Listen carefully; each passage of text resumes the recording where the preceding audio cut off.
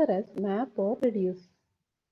So once the work is completed, worker will report it to master.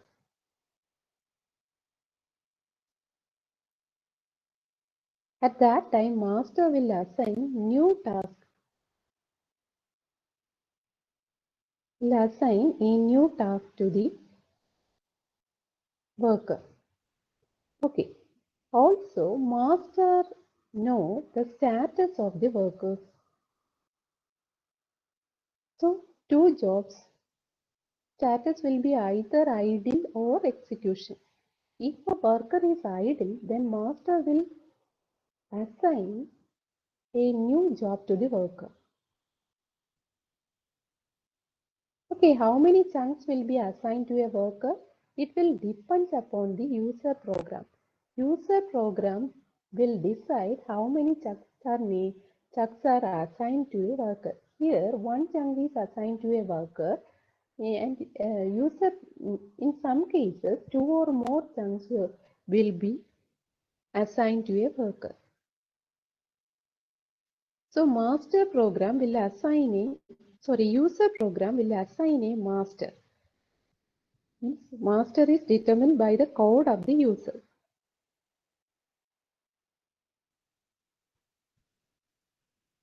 So what is the function? If worker is assigned as a map, then that map function will generate a key value pair.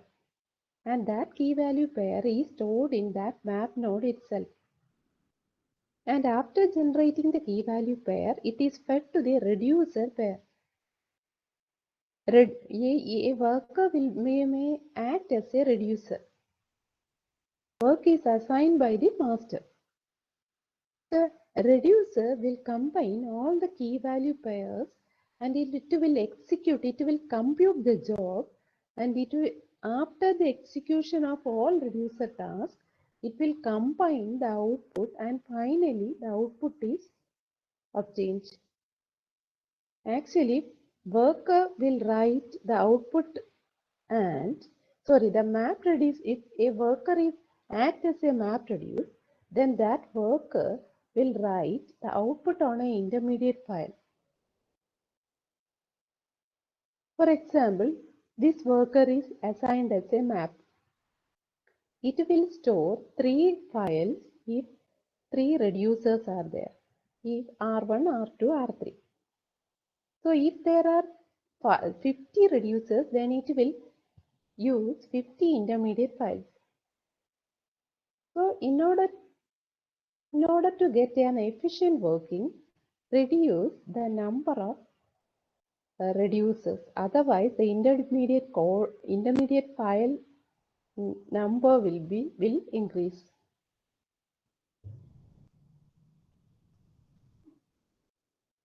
Coping with the node failure.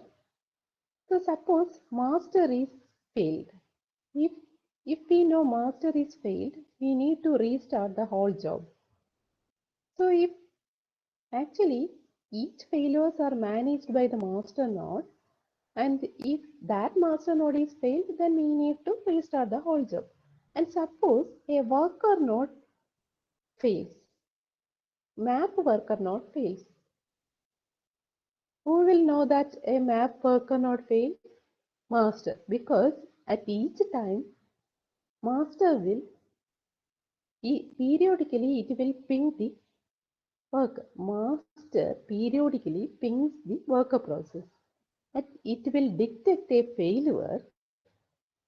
Then what happens? Where the output of map reduces, map task is stored. Map task will store the output in itself.